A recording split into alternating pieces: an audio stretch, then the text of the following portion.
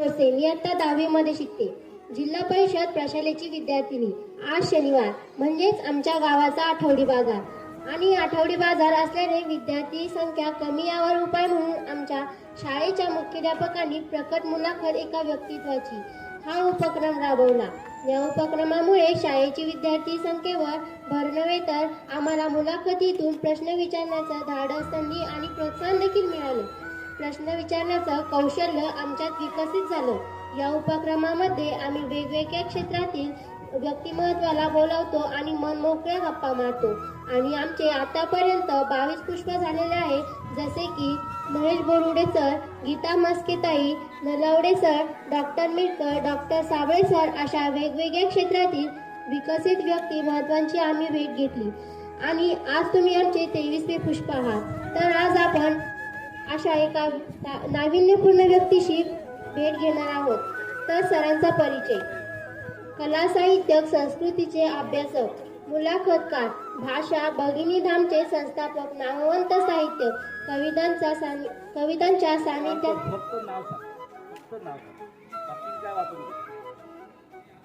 जोपासलेले व्यक्तित्व श्री रामकृष्ण बिडवई.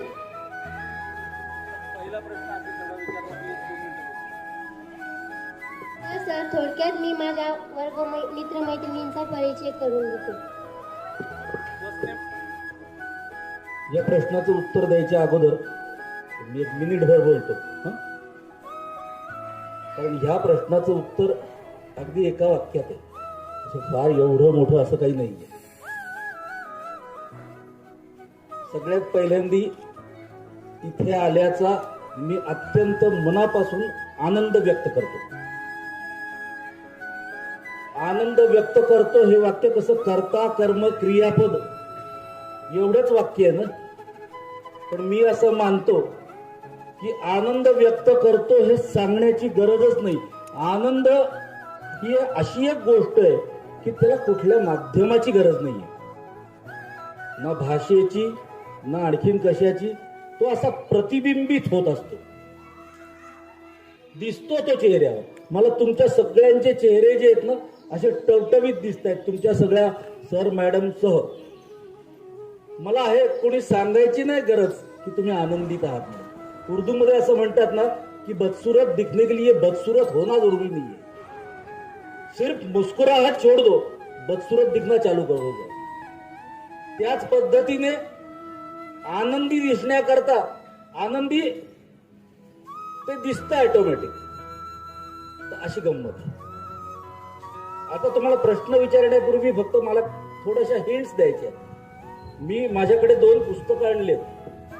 ते पुस्तकं तुमच्या माननीय मुख्याध्यापकांच्या वतीने व हस्ते त्यांच्या माध्यमातून तुमच्यापर्यंत येणार आहे. ते पुस्तकं आजच्या आपल्या या चर्चेमध्ये यावेत म्हणून त्या पुस्तकांची नावं फक्त तुम्हाला सांगणार आहे मी.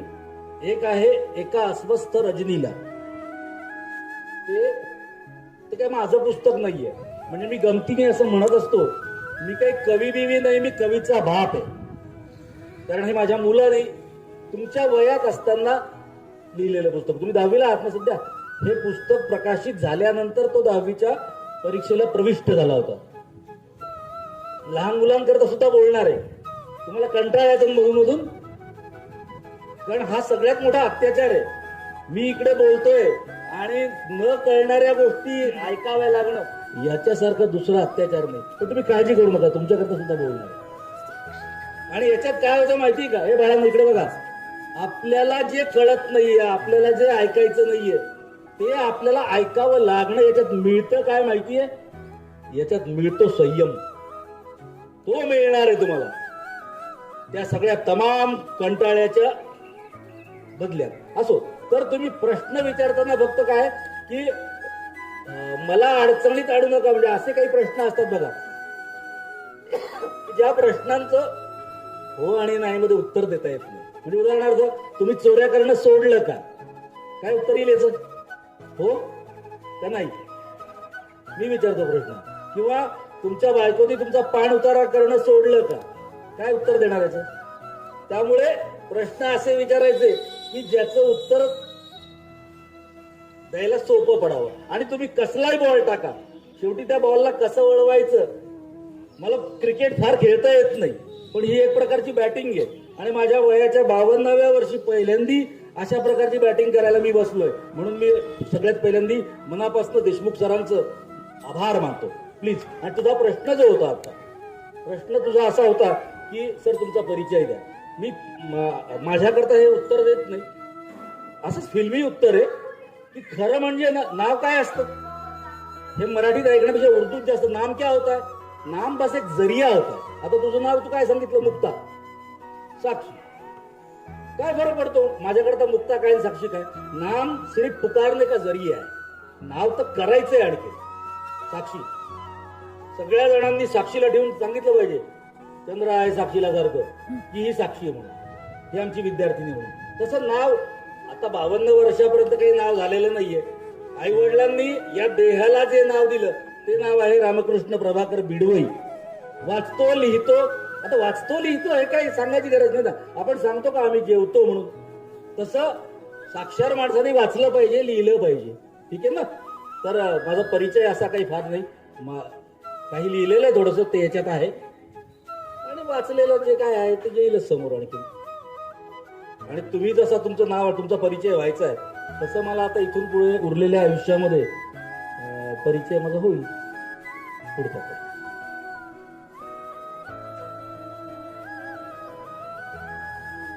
बसून बोल बेटा. No formality. नमस्कार.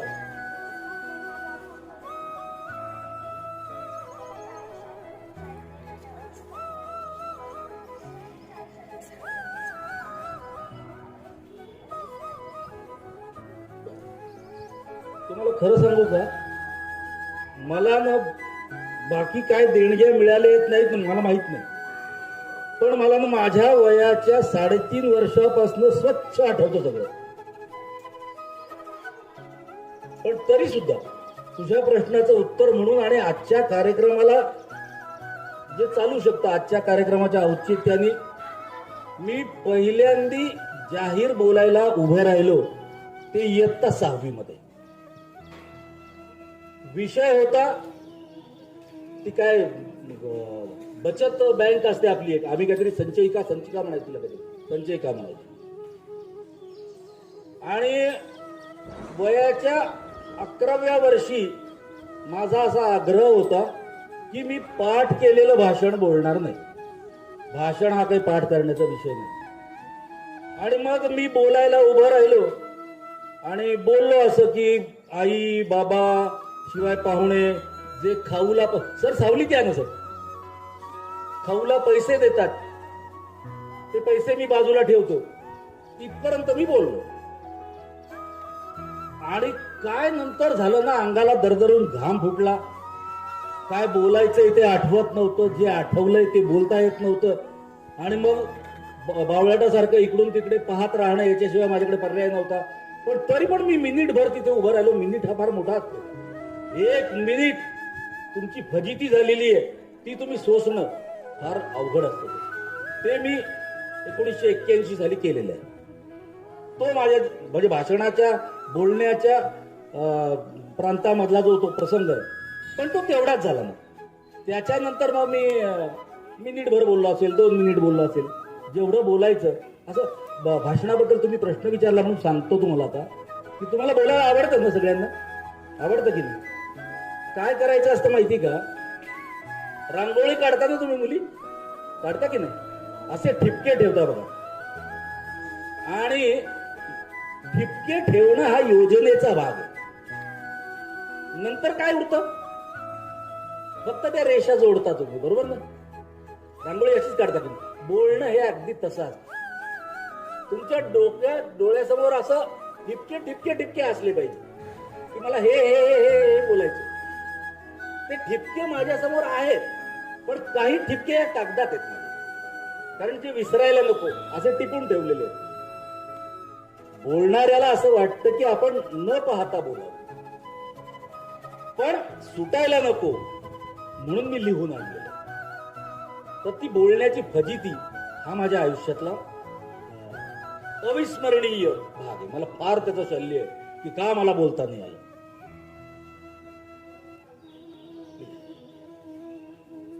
टाक साक्षी.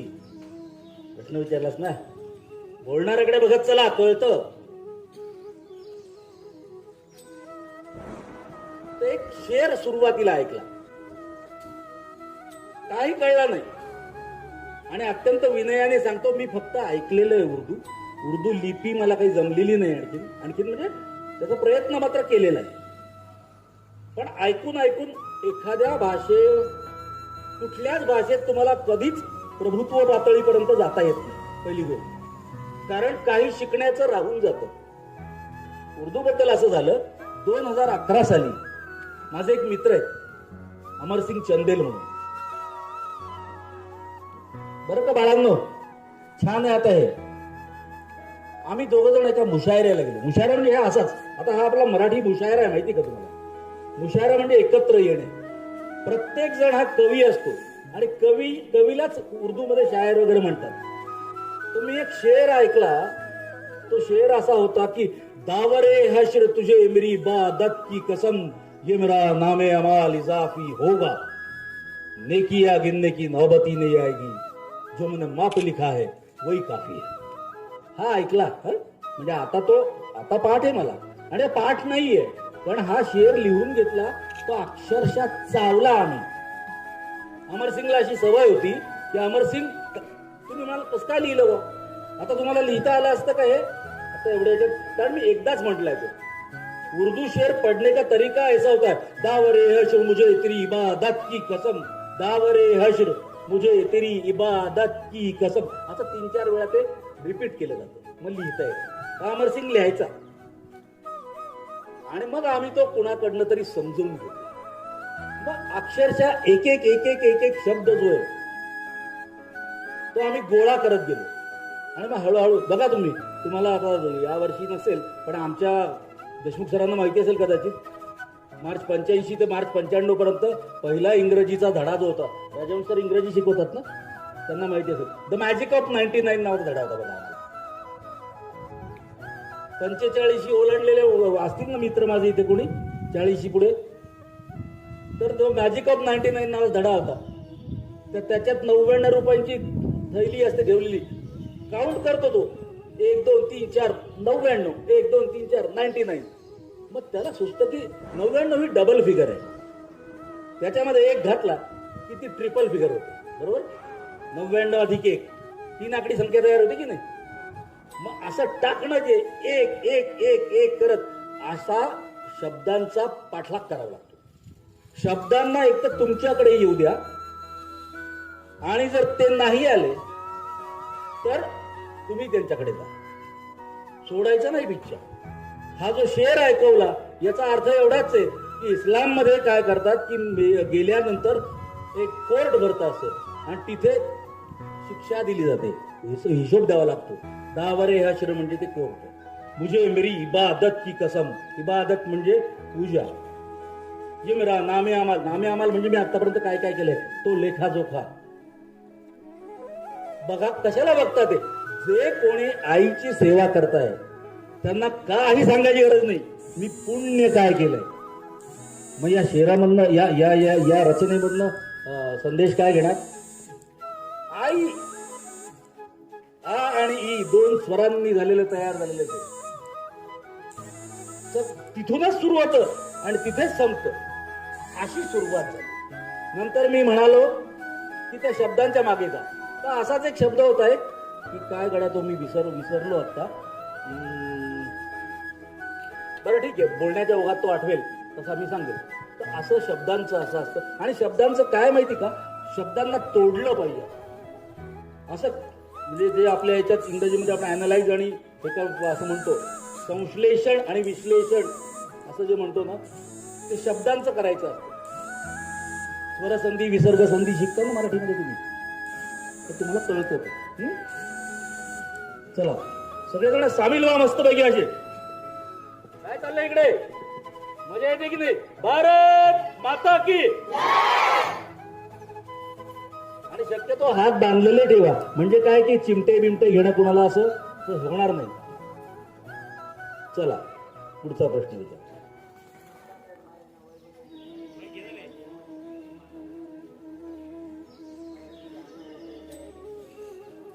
फार सुंदर प्रश्न विचारला बाळा.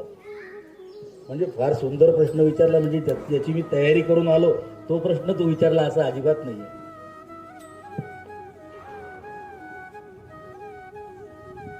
तर गंमत अशी आहे, मराठीमध्ये 10वीलाच ना तू, गद्य आणि पद्य हे 2 शब्द तुम्हाला परिचयाचे झाले असतील ना.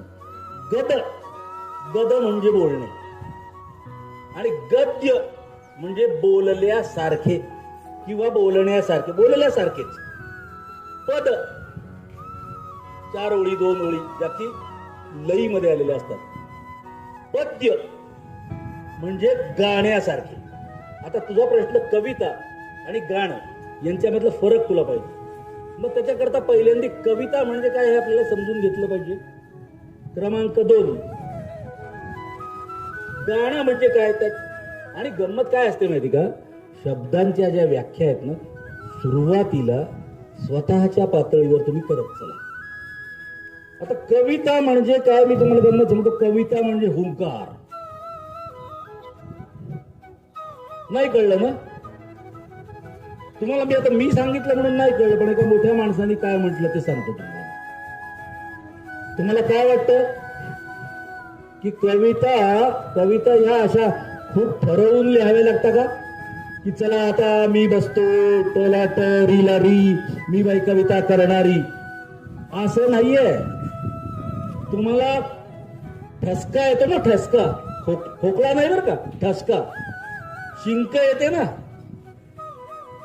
त्याचं काही नियोजन असतं का, कधी येणार आहे असं काही नियोजन असतं त्याचं. कवितेचं एक्झॅक्टली तसंच आहे. मी म्हटलं असं की एका मोठ्या माणसाचं सांगतो. आत्ता मागच्या वर्षी ते आपल्याला सोडून गेलं बरं का. त्यांचं नाव आहे इलाही जमादार. उर्दू परिवेशामध्ये ज्यांचं जे वाढले आणि काय लिहिलंय मराठीमध्ये. माझ्या सद्भाग्याने मला त्यांना अनेक वेळा भेटण्याची संधी मिळाली. आता तुझ्या प्रश्नाचं उत्तर आहे. ते असे म्हणतात की हा टेबल माझा आहे, हा पेपर माझा आहे, पेन माझा आहे, म्हणून जे लिहिलं ते माझं नाहीये. गंमत आहे की नाही. ते म्हणतात असं इकडून कुठेतरी येतं ते काळजावरून कागदावर उतरतं. मग जे उतरतं. माझा मुलगा तर म्हणतो की मी माझ्या कवितेचा प्रथम वाचक आहे. या वाक्याचा अर्थ कळला का कुणाला? जर मला बघू द्या फक्त. कळला असेल तर जरा मुलांपैकी सांगा कोणी. मी माझ्या कवितेचा प्रथम वाचक आहे. या वाक्याचा अर्थ कळला नाही ना? कळला. आता असं कसं होईल? मी जे लिहितो ते मला कळत नाही का? कळायला पाहिजे ना. मी सकाळी इतक्या वाजता उठलो, नंतर मी असं केलं, मग टमुक. तुम्ही लिहिताय ना, तुम्हाला माहिती गेलं. मग तरी पण तो काय म्हणतो, मी माझ्या कवितेचा प्रथम वाचक असतो. याचा अर्थ त्याचा प्रवास जो आहे असा, तो कागदावर उतरेपर्यंत कळतच नाही. समजलं? आणि हे कळण्याकरता मी त्याचीच एक कविता पहिल्यांदी तुम्हाला वाचून दाखवतो. त्या कवितेचंच नाव आहे, तीच असते कविता.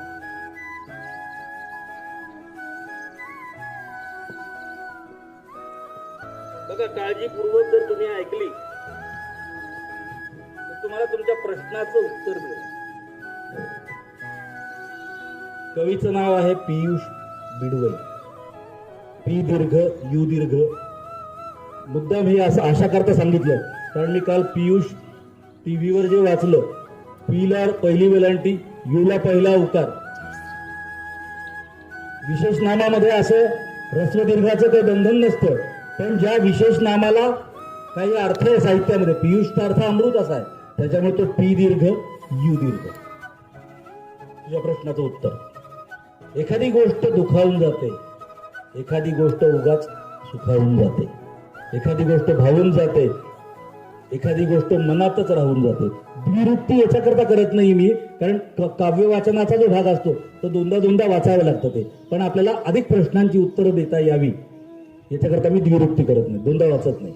एखाद्या छानशा तालात बसते, एखादी मनातच राहून जाते, तीच गोष्ट गालात असते, एखाद्या छानशा तालात बसते, लईत येते कानावर, मनातून उमटते पानावर, जी सर्वांच्या मनात असते, कधी घरात कधी वनात असते, रसिकांच्या सदैव ऋणात असते, तीच असते कविता. एखादी गोष्ट हसवून जाते, नकळत कधी फसवून जाते. एखादी गोष्ट हसवून जाते, नकळत कधी फसवून जाते. एखादी गोष्ट अडवून जाते, कधी पटकन रडवून जाते. तीच गोष्ट पोटातून येते, प्रत्येकाच्या ओठातून येते, कधी जाते रानावर, राहत नाही भानावर, अन्यायाविरुद्धच्या क्रोधात असते, अरसिकांच्या विरोधात असते, जी रसिकांच्या शोधात असते, तीच असते कविता.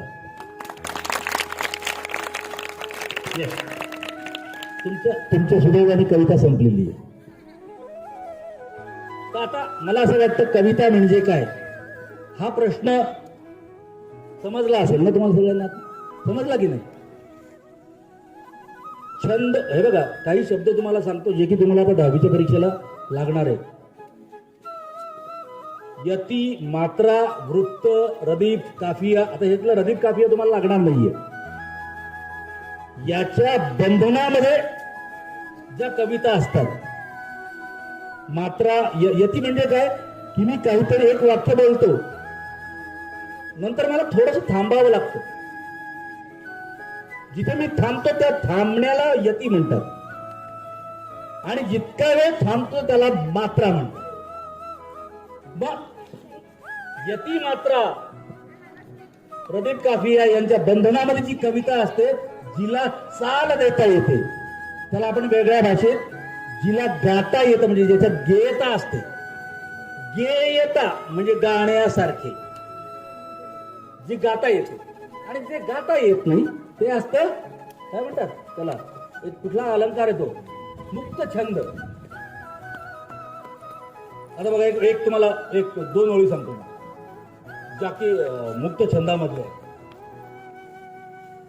जाणते ही बाग माझ्या सोसण्याच्या सार्थकाला, जाणते ही बाग माझ्या सोसण्याच्या सार्थकाला, मी इथे हे अमृताचे रोपटे रुजवून गेले. माहिती त्या ओळी कोणाच्या आहेत? हा शेर आहे. शेर 2च ओळी, इकडचं कडवं आणि इकडचा शेर याच्यातला फरक हा आहे की हा 2 ओळींमध्ये. आता ही जी ओळ आता मी कविवर्य सुरेश भटांचा हा शेर मी ऐकवला तुम्हाला माहितीये. तुमचे देशमुख सर हा शेर म्हणू शकता, कारण तो जरी भटांचा असला तो असा वाटला जातो नंतर. जो आता हा शेर तुमचा झाला. देशमुख सर म्हणू शकतात, जाणते ही बाग माझ्या सोसण्याच्या सार्थकाला. जे जे त्यांनी केलेलं आहे या सगळ्या त्यांच्या शिक्षक बंधू भगिनींच्या सहकार्याने, आणि जेव्हा इथून जाण्याची वेळ त्यांना येईल तेव्हा ते म्हणतील की जाणते ही बाग माझ्या सोसण्याच्या सार्थकाला, मी इथे हे अमृताचे रोपटे रुजवून गेलो. कुठल्याही ग्रंथामध्ये. आता हे 23वे आहे, 23वा पुष्प आहे. आजचं हे पुष्प 23वा आहे ना. एका एकाने ऍड व्हायला लागला ना, मग हे याला पहिल्यांदा तर रोप लावावं लागला असेल. कोणी लावला रोप? ते कोणी लावलं म्हणा की जोरात ना. हा, सगळ्यांनी तुमच्या सगळ्या तुमचे सर आहेत, मॅडम आहेत, सगळ्यांच्या सहकार्यांनी त्यांनी हे रोप लावलं. तर हे 2 ओळींचा शेर आहे, पण हे महाकाव्य आहे. गाणं आणि कविता यातला फरक समजला? आणि नाही समजला चेहऱ्यावर दाखवा फक्त, काही या परीक्षेत येणार नाही. बरं थांबा, तुमचा पुढचा प्रश्न येण्याच्या अगोदर. आता ही मुलं 10वीची आहेत, तुम्ही 10वीचे आहात ना, तर तुम्ही ऍडव्होकेट रत्नपारखी नाव ऐकलं का रे? ऍडव्होकेट रत्नपारखी, मंगळवेढा. आता भौगोलिक ज्ञान ज्याचं चांगलं असेल त्याला माहिती आहे मंगळवेढा कुठे, आणि काय गरज नाही आपल्याला. मंगळवेढा हे नाव जरी माहिती असेल पुष्कळ झालं. त्यांची एक कविता, तुम्ही इथे बसलेले आहात, आणि तुम्हीच नाही, माझ्या सगळ्या भगिनी, माझे मित्र देशमुख सर, आणि हे इकडचे कधीतरी 10वीला जाणार आहेत. प्रत्येकाला माझ्या मित्रांना माझी विनंती अशी आहे की आपलं आत्ताचं वय त्यातनं 10वीला परीक्षेला प्रविष्ट झाला ते वय, तिथपर्यंत तुम्हाला जायचंय. मग कुणाला 30 वर्ष 20 वर्ष वजा करावं लागतील, कुणाला 25. मला सगळ्यात जास्त वजा करावं लागतील, मला 37 वर्ष वजा करावे लागतील. मला जर 15 वर्षापर्यंत जर जायचं असेल तर. फार सुंदर कविता आहे त्यांची आणि अजिबात तन्मयतेने ऐकण्याची कविता नाहीये ती. एन्जॉय. इकडे बघा बाळांनो, आता ऐका, हे तुमच्याकरता आहे. हेही थोडस उंचच आहे कळायला. ऍडव्होकेट रत्नपारखी, मंगळवेढा. परीक्षेचा पेपर चालू आहे, ऐका. SSC समी बसलो होतो प्रथम परीक्षेस. SSC समी बसलो होतो प्रथम परीक्षेस. एकाग्रतेने प्रश्न सोडवा आदेश उपदेश. पेपर पहिला घंटा पहिली क्षण औत्सुक्याचा. पेपर पहिला घंटा पहिली क्षण औत्सुक्याचा. माझ्या पुढती नंबर होता शुभदा जोशीचा. मानेला ती देऊन इसडा नकळत सवयीने. लिहू लागली पेपर जेव्हा पानावर पाने. जेव्हा तिने असं केलं तेव्हा काय झालं, तिची वेळी आली तिथे. मानेला ती देऊन इसडा नकळत सवयीने. लिहू लागली पेपर जेव्हा पानावर पाने. मऊ मोहक रेशीम काळा शेपटाचा भार. मऊ मोहक रेशीम काळा शेपटाचा भार. तिचा तत्क्षणी येऊन पडला माझ्या बाकावर. 3 तास एक चित्त मी तिच्या शेपटात. 3 तास एक चित्त मी तिच्या शेपटात. एक ओळही लिहिली नाही उभ्या पेपरात.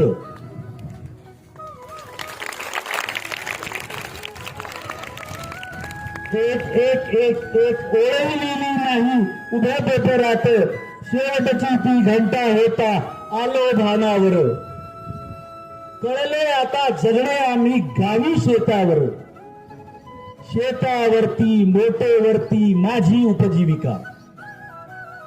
शेतावरती मोटेवरती माझी उपजीविका. शिक्षणासमी आज पारका शुभदा प्राध्यापिका.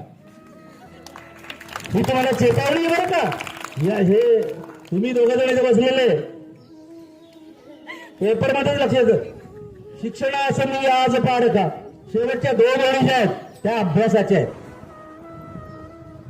तुम्हाला आता 2 मार्काकरता शब्दश्लेष असणार आहे. शब्दश्लेष म्हणजे काय की एकच शब्द वाक्यात 2 ठिकाणी आल्यामुळे शब्द चमत्कृती साधली जाते. का हो, सुपारी लागते का? हो लागते ना. लागते तर का खाता? लागणे म्हणजे हवे असणे, लागणे म्हणजे त्रास होणे. मित्राच्या उदयाने कोणाला आनंद होत नाही. मित्र म्हणजे सूर्य, मित्र म्हणजे सखा. उदय म्हणजे उगवणे, उदय म्हणजे भरभराट. आता काल तुमचा 10वीचा लागला ना रिझल्ट. त्याला 90% मार्क पडले असतील आणि माझ्यासारख्याला जर 40% मार्क पडले असतील. सुरुवातीला मी जसं म्हणालो की आनंद असा प्रतिबिंबित झालेला असतो. 40% मार्क मिळवल्यावर जर हे असेल, जबाबदारी असेल 90%ची, 90%च्या मुलाचं कौतुक करण्याची, अभिनंदन करण्याची. करेल का रे तो? फार आनंद वाटला तुला 90% मार्क म्हणून. अरे शब्द येणारच नाही. आणि म्हणून मी म्हणालो की आनंदाकरता शब्दाची गरज नाहीये. तर हा शब्दश्लेष या शेवटच्या 2 ओळींमध्ये तुम्हाला ऐकवतो. शिक्षणासमी आज पारखा शुभदा प्राध्यापिका. केसानी त्या गळा कापला. केसानी त्या गळा कापला अलगदची माझा. पीत शेपट्या परिबैलांच्या जगतो हा राजा. पीत शेपट्या आणि इथं कविता संपलेली आहे. आता मी पाणी पिईपर्यंत जोरदार टाळ्या वाजवा.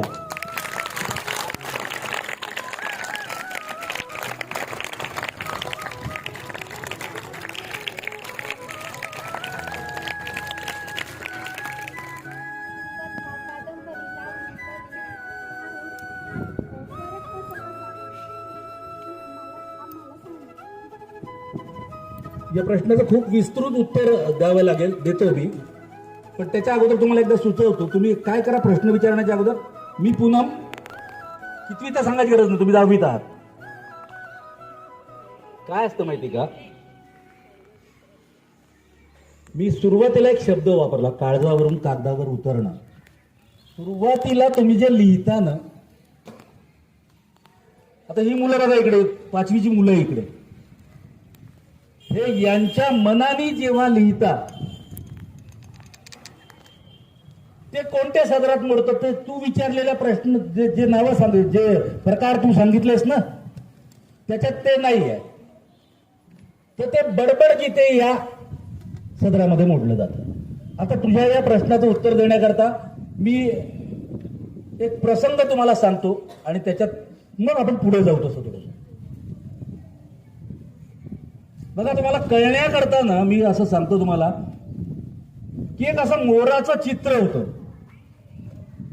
डौलदार मोराचं चित्र, आणि खाली एक खारोटी होती.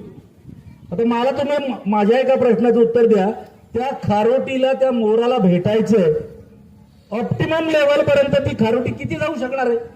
एवढी खारोटी अशी एवढीच उंच होईल ना ती. ठीक आहे, कळतंय ना मी काय सांगतो ते? खारुताई तिला, अरे मोठी मुलं पण बोलतायत कडे इकडे. तर त्या खारुताईला भेटायचं कोणाला आहे? मोराला. कुठल्या स्थितीमध्ये मोराला भेटता येईल तिला? तर ते चित्र असं होतं, तो डौलदार मोर पूर्ण असा खाली वाकलेला आहे. मोरालाच खाली वाकावं लागेल ना. आता मग मी हे बघितलं आणि त्याच्या खाली एक उर्दू शेर होता, तो 2 ओळींचा शेर. तो शेर असा होता कि वो जब भी मिला झुक के मिला मुझसे. बघा बरं, याच्यात यमक बिमक काही नाहीये, त्याच्यात रदीप काफिया काही नाहीये. वो जब भी मिला, आणि ती रचना किती ओळींची आहे? फक्त 2च, 1.5-2 ओळींचीच कविता आपला रचना आहे. वो जब भी मिला झुक के मिला मुझसे, वरना वो शख्स कद में बहुत बड़ा था मुझसे. वरना वो शख्स कद में बहुत बड़ा था मुझसे. मला ते पाहिल्या मला एक व्यक्तिमत्व आठवलं, जे पुस्तक मी आज माननीय देशमुख सरांच्या मार्फत तुम्हाला देणार आहे. ते नाव असं आहे की पंडित गझल नवाज भीमराव पांचाळे. आवाज सुंदर असणं म्हणजे काय असतं याचं आज तुम्ही एवढं एक काम नक्की करा. जर पहिल्यांदा, मला नाही वाटत तुम्ही पहिल्यांदा हे नाव ऐकलं असेल, युट्यूब सर्च करणारी पिढी आहे ही. युट्यूब माहिती ना तुम्हाला सगळ्यांना?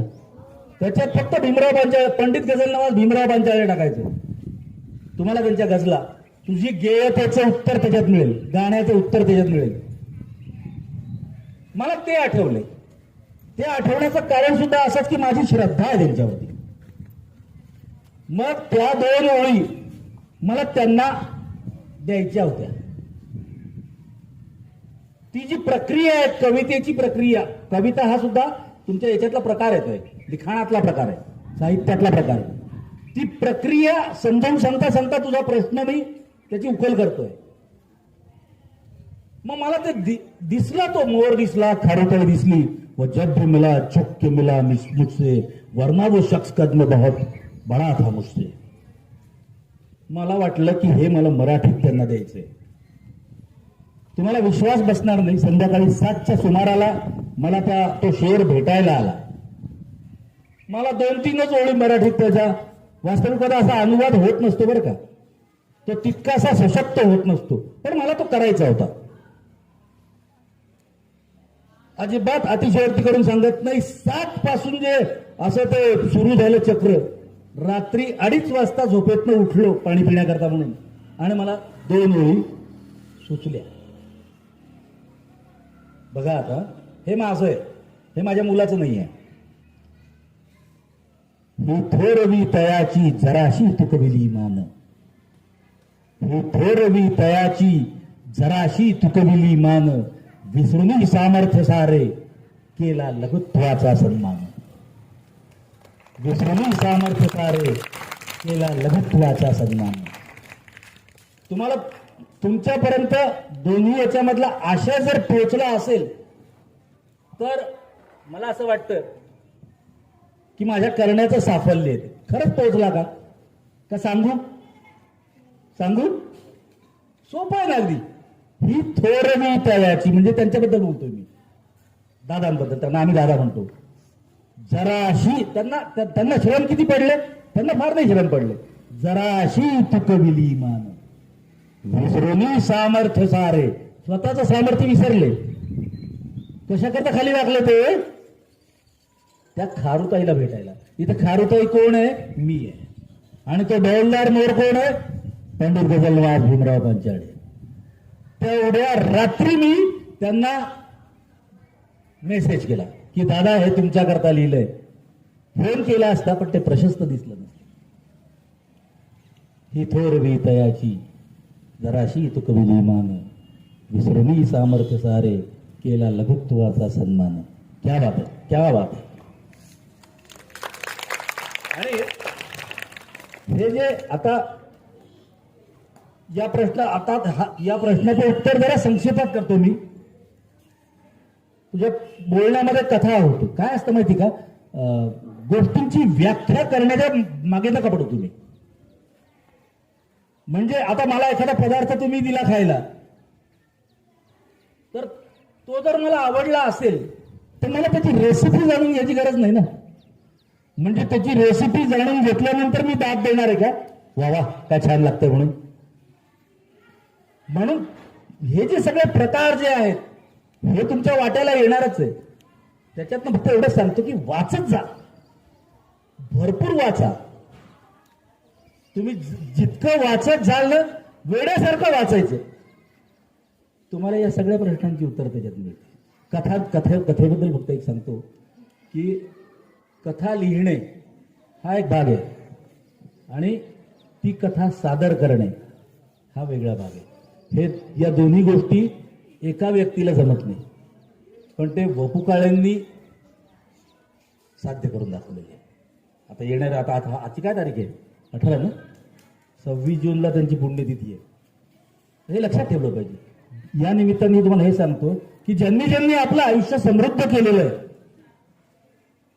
काहीतरी दिलेलं आहे आपल्याला, एक शब्द जरी दिलेला असेल तर कृतज्ञ भावना तुमच्या मनात असली पाहिजे. म्हणून त्यांचं विस्मरण नाही झालं पाहिजे, ज्यांनी ज्यांनी आपल्याला काहीतरी दिलेलं आहे. ठीक आहे, बोला पुढे. तुमच्या प्रश्नांनंतर वेळेकडे बघा आणि मला शेवटचे 5-7 मिनिटं हवेत बरं का.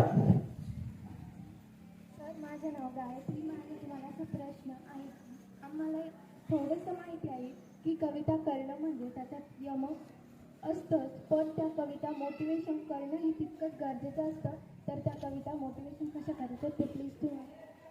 अगदी मी 2च वाक्यात उत्तर देतो, कारण तुझ्या या प्रश्नाबद्दल मी गझलश्रेष्ठ इलाही जमादारांचं जे उदाहरण दिलं तर एकच सांगतो की कवी नावाचा प्रकार जो आहे ना हा जन्मावा लागतो आणि तो प्रत्येकामध्ये असतो.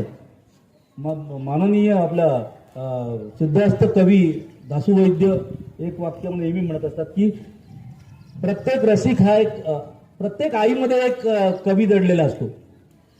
प्रत्येक मुलाकरता, आता हे वाक्य काहीतरी चुकतंय माझ्याकडनं पण तुम्ही समजून घ्या.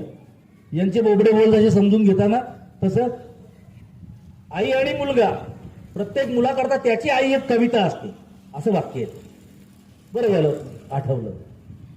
आणि हो, कुठलं तरी तुझ्याशी बोलताना एक शब्द विसरलो तुम्ही, तो आता या निमित्ताने मला आठवलाय. तो शब्द असा आहे सजदा.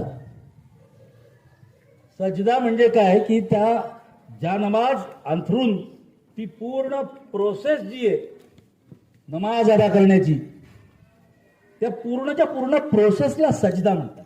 सजदा म्हणजे फक्त वाकणे का नाही, सजदा म्हणजे फक्त तिथे बसणे का नाही, तर ती प्रार्थना पूर्ण म्हणण्याची प्रक्रिया आहे. तो शब्द मला कसा भेटला, गंमत म्हणून सांगतो. माझा मित्र आहे सुनील चिपाटे, त्याच्याबरोबर मी त्याच्या मित्राकडे गेलो शिरखुर्मा खायला, तर त्याची आई तिथे नमाज अदा करत होती. तर त्यावेळेला मला तो शब्द भेटला. शब्द जर तुमच्याकडे येत नसेल तर तुम्ही शब्दांकडे जा, असं जे मी म्हणालो त्याचं हे प्रमाण आहे. तो बेटा तुला कळलं? कविता कविता काही नसते. अरे 3 अक्षरी सुद्धा कविता आहेत माहिती का. नुसतं आई म्हटलं तुम्ही तू जर कागदावरती आई शब्द लिहिला, ती एकाक्षरी कविता आहे. असं आहे. त्यामुळे कविता अशी काही वेगळी नसते काही. आणि मला कविता करायच्या आहेत असं काही नसतं. येतं त्या ऑटोमॅटिक येतं. तुम्हाला हा जुगाली नावा शब्द माहिती का उर्दू मधला? जुगाली म्हणजे रवंथ. गाई म्हशी अशा करत असतात माहिती ना. खाल्ल्यानंतर गाई म्हशी बघितल्या तुम्ही, असं तोंड करतात माहिती ना. त्याला रवंथ म्हणतात मराठीमध्ये, आणि हिंदीमध्ये त्याला जुगाली म्हणतात उर्दूमध्ये. तर अशी जुगाली करा, जे ऐकता त्याची जुगाली जमली पाहिजे आपल्याला. रवंथ करता आलं पाहिजे. इकडून ऐकायचं आणि इकडून सोडून द्यायचं असा प्रकार नाही. आणि आमचे काही मित्र तर इकडून ऐकतच नाही मुळात पहिल्यांदी. त्याच्यामुळे सोडून देण्याचे कष्ट असतात ना.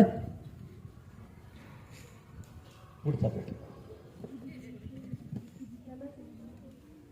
नमस्कार सर, माझं नाव रेणुका चंद्रे. माझा असा प्रश्न आहे की आपल्या घरामध्ये बघायला म्हणतात की तमाशा व नमस्कार सर, माझं नाव रेणुका चंद्रे. बस नाव कळलं. माझा असा प्रश्न आहे की आपल्या घरामध्ये बरेच जण म्हणतात की काय हा तमाशा आणि नाटक लावलंय, तर तमाशा आणि नाटक यामधला फरक काय? बघा, मी तुम्हाला एक सुरुवातीला शब्द समजून घेण्याकरता एक क्ल्यू दिला होता. काय क्ल्यू दिला होता? की शब्दांना तोडा. तमाशा, तम अधिक आशा असा हा उर्दूतला शब्द आहे खरा. तमाशा म्हणजे दुसरं तिसरं काही नाही, तुमच्या डोळ्यासमोर घडणारं जे काही आहे त्याला तमाशा म्हणतात. पण आपण आपल्याकडच्या लोकनाट्याला तमाशा हे नाव दिलेलं आहे रूढ अर्थाने. पण तमाशा या शब्दाचा अर्थ तसा नाहीये. फक्त आता हे जे चाललंय, आपण जर काही विचित्र करत असू, काय तमाशा लावला असं आपण म्हणतो. पण असं म्हटल्याने काय झालं माहिती का? ते जे लोकनाट्य ज्यांनी खरंच कोणी एकेकाळी खूप समाज प्रबोधनाचं काम केलंय, त्याला बट्टा लावला की नाही आपण, तर त्या शब्दाकडे फक्त आपण एक वाक्प्रचार म्हणून समजूया बघूयात. फक्त आज ते करतायत, उद्या तुम्ही तो वाक्प्रचार तुमच्या येणाऱ्या पिढी करता करणार आहे. तर तमाशा आणि नाटक हा प्रकार जो आहे की संवाद लिहिले जातात, त्याला शिस्तबद्ध पद्धतीने बसवलं जातं, कथानकाची जुळवणी केली जाते. फक्त आता मग त्याच्यात सुद्धा संगीत नाटक वगैरे हा प्रकार आहेच की. जसं इकडे लोकनाट्यांमध्ये लावण्या वगैरे हा भाग आहे, तसं इकडे संगीत नाटकात संगीताचा समावेश केलाच आहे. हे आहे एकमेकांचे हात एकमेकांमध्ये घालून चालणारच प्रकार आहे ते तमाशा आणि नाटक. ते वाईट नाहीये, तमाशा अजिबात वाईट नाहीये. प्रबोधन करणारं फार मोठं शास्त्र आहे ते. आता तुमच्याकडे टीव्ही आले, आता तुम्ही ऐकायला लागला युट्यूबवर वगैरे, तो टीव्ही सुद्धा अपडेटेड व्हायला लागला ना. किती किती किती पुढे जायचं आपल्याला, आणखी जायचंय ना. मग कळलं.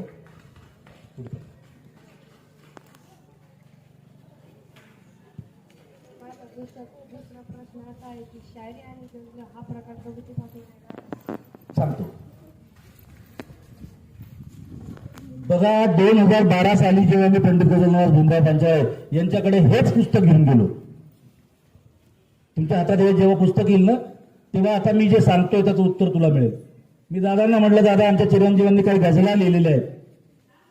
दादांनी 10 मिनिट पुस्तक हातात ठेवलं आणि मला म्हणे भिडवाई. नंतर मला ते रामकृष्ण म्हणायला लागले, कविता उत्तम करतो म्हणे तुमचा मुलगा. गझलांबद्दल त्यांनी भाष्य नाही केलं. तर गझल हा प्रकार जो कवितेमध्ये, हा मी आता सांगितलं तसा मुक्त छंद असतो, हो की नाही. गणपत वाणी, बिडी पितांना चावायचा नुसती काडी, असं माडी बांधली वगैरे वगैरे असं काही आहे ते. पण गझलेमध्ये जे आहे, गझल हा अत्यंत, गझल म्हणजे काय सांगू का? गझल खरा त्याचा अर्थ हरिणी असा होतो बरं का. आणि त्याचा तुम्हाला समजावं अशी व्याख्या करायची असेल ना, वृत्त आणि यती मात्रा रदीप काफी याच्यात बांधलेलं जे अत्यंत शिस्तबद्ध काव्य म्हणजे गझल. त्याच्यामध्ये तडजोड नाही. मग यांनी जे लिहिलेल्या गझला आहे त्याच्यामध्ये, मग मला मनातल्या मनात थोडासा मी राग जरी मिळाला, मी खट्टू झालो की म्हटलं दादा असं काय बोललो बा. मग दादांनी नंतर पुढची एक कार्यशाळा घेतली गझलांची, कशा करायच्या. त्याच्यानंतर माझ्या मुलांनी ज्या गझला लिहिल्या, दादांनी त्याला पावती कशी दिली माहितीये? की पियुषनी केलेल्या कविता सुरेश भटांनंतर मराठी गझल या पुस्तकात मला घ्यायची आहे, तर परवानगी द्या म्हणे. म्हटलं दादा तुम्ही मला परवानगी मागता, हा केवढा मोठा अपमान आहे माझा. तुमच्या अधिकारात तुम्ही ते घ्यायला पाहिजे, पण ते प्रकाशनाचे काही नियम असतात, काही फॉर्मॅलिटीज असतात, म्हणून लेखी परवानगी द्यावी लागत असते. तर गझल म्हणजे अत्यंत शिस्तबद्ध आणि अत्यंत रम्य असा काव्य प्रकार आहे. चार गजला चार खांदे फार झाले, चार गजला चार खांदे फार आहे, हेच माझ्या जीवनाचे सार आहे. कुठेतरी ठेका चुकतो का? लक्ष्मण जेवढे नावाचे माझे मित्र आहेत, दुर्दैवाने ते 2 वर्षापूर्वी हृदयविकाराच्या झटक्याने गेले, आणि ते गेल्यानंतर ह्या ओळी त्यांच्या लिखाणात समोर आलेले आहे. कळलं का तुम्हाला?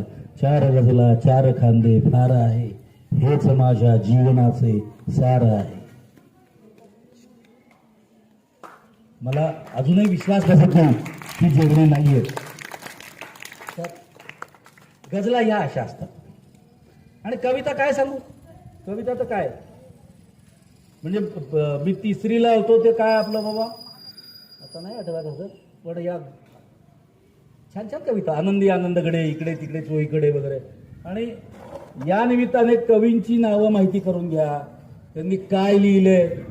एक छोटासा तुझं कवितेचाच प्रश्न पुढे घेऊन सांगतो मी, की नीता भिसे नावाच्या एक गझलकार आहेत.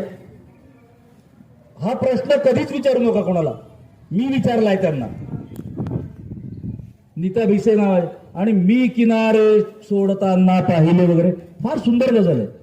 मी किनारे लिहिलं की तुम्हाला मिळेल. मी नीता भिसेंना फोन लावला, म्हटलं मॅडम गझल ऐकली म्हणजे एकदा नाही ऐकली, एकदा दोनदा कितीदा तरी ऐकली, पण या ठिकाणी तुम्ही जे असं म्हणालात, आनंद छाटायचा आनंद वाटायचा, एवढं काम करा, मजा येईल. पुढचा प्रश्न. नाव नको सांगू आता. नमस्कार सर, माझा असा प्रश्न आहे की तुम्ही कधी एखाद्या उत्कृष्ट शायराला भेट दिली आहे का? त्यांना भेट देऊन तुम्हाला कसं वाटते? वा वा वा, हा प्रश्न माझ्या खरंच खूप जिव्हाळ्याचा आहे. पण मला पुढचं थोडंसं काहीतरी तुमच्याशी बोलायचं असल्यामुळे, बघा, एक तर तुम्हाला सांगितलं मी पंडित गझल नवाज भीमराव पांचाळे यांना भेटलोय, त्याच्यानंतर मी शिरीष कणेकरांना भेटलोय. तो अनुभव तो फार रंजक होता. पुन्हा केव्हा तरी आलो म्हणजे असं सुचवण्यामध्ये पुन्हा केव्हा तरी बोलवा असं सुचवत नाही बरं मी. शिरीष कणेकरांचा, विसुभाऊ आपटांचा अनुभव फार छान होता. इलाई जमादारांचा अनुभव छान होता. इलाई जमादारांचा अनुभव तुम्हाला सांगतो. हे बाळांनो, हे राजांनो, इलाई जमादारांच्या ओळी तुमच्या करता येतात आता. त्या जर ऐकल्या तर मार्क छान पडणार आहेत आणि खायला गोड मिळणार आहे घरी. आज गेल्या गेल्या इलाई जमादारांचा अनुभव सांगतो. मी आणि माझी मुलगी असं बसलो होतो त्या तापडी या जवळ, औरंगाबाद तापडी या नाट्य मंदिर आहे, आणि तिथे इलाई जमादार येणार होते, मला भेटणार होते, म्हणजे मला त्यांना भेटता येणार होतो. तर माझा मुलगा, माझी मुलगी आणि मी, इलाई जमादार सर तिकडनं आले आणि गाडीतनं त्यांनी काय केलं माहिती का? असं केलं म्हणजे काय केलं? पीच भिडली. तर मी त्यांना प्रश्न विचारला, म्हटलं सर खाली उतरल्यानंतर मी तुम्हाला टीव्हीवरती, मी तुम्हाला वर्तमानपत्रामध्ये, मी तुम्हाला या न त्या माध्यमाने पाहिलंय, पण तुम्ही मला कसं काय ओळखलं? म्हणे आम्ही लिहिणारी माणसं, ऐका नीट, आम्ही लिहिणारी माणसं भुकेले कशाचे असतो? श्रद्धेचे भुकेले असतो.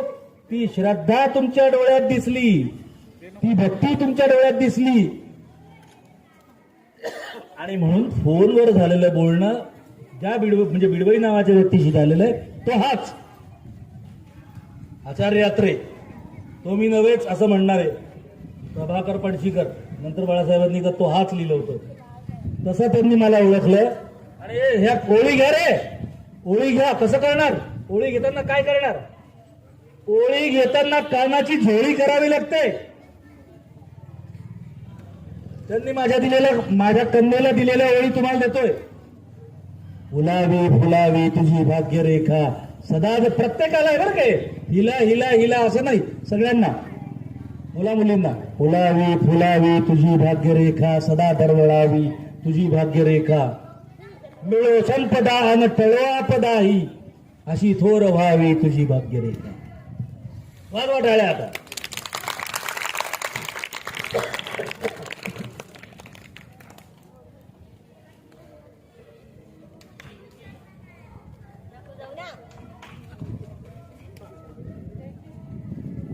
मला असं वाटतं मी शेवट करू का आता? देशमुख सर, तुमचे सगळ्यांचे असे काही प्रश्न आहेत का आणखी की जे राहून गेले? पुढच्या वेळेला उत्तर देऊ त्याचे, एक नाही.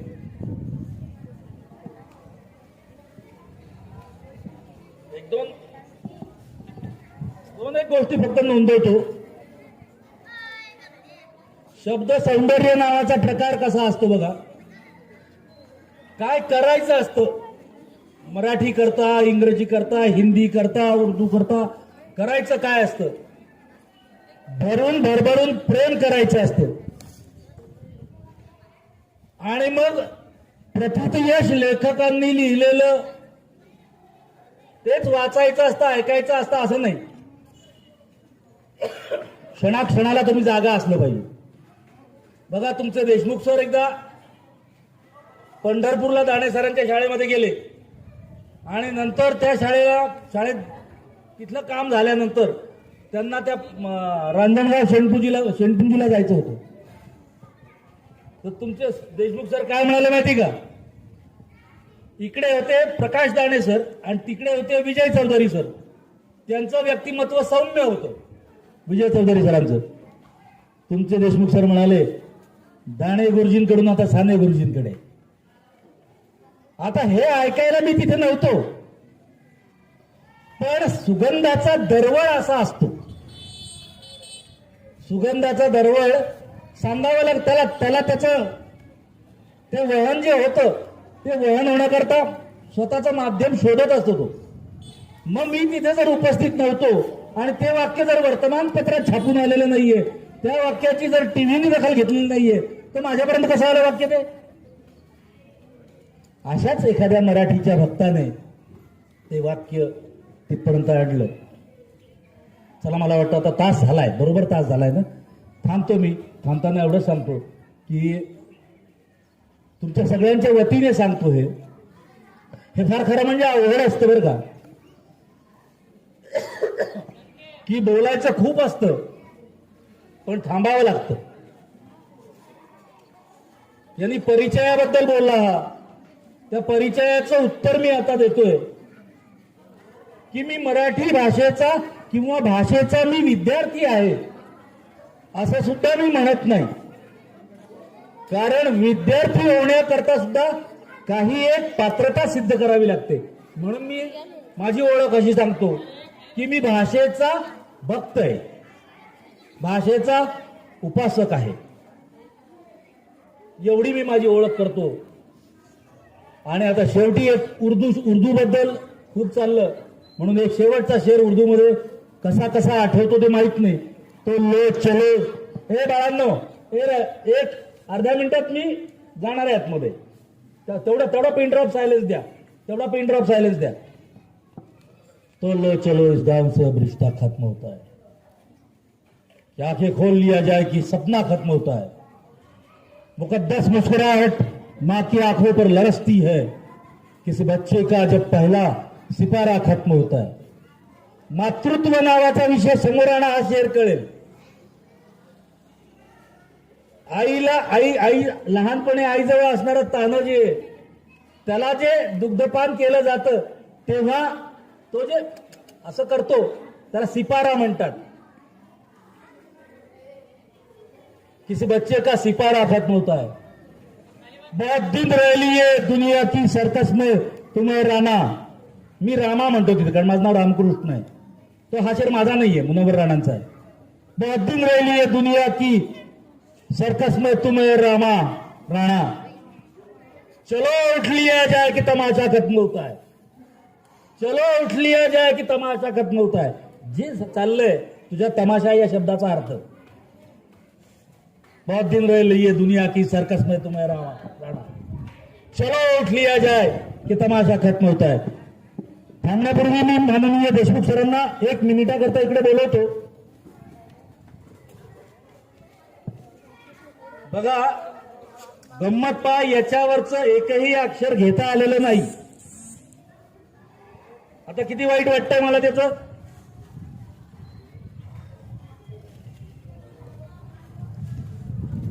माननीय देशमुख सर